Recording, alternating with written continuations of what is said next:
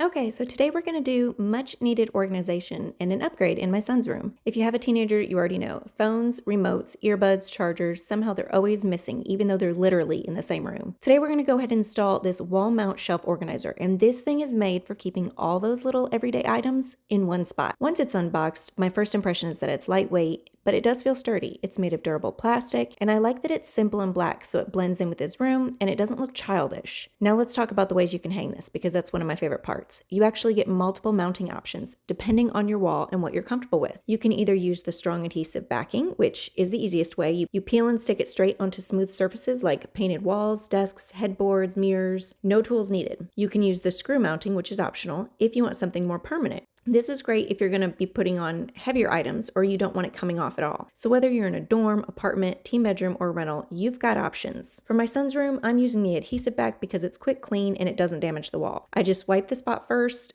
peel the backing off, press it on for about 30 seconds, and that's it. This can hold his phone, TV remote, earbuds, charging cable, a Kindle, everything. I love that it comes with cable clips so his charger stays in place instead of falling behind the bed every night. We were sent this to test out, and after a couple nights of my son getting to use it, he has definitely decided that this thing is worth it.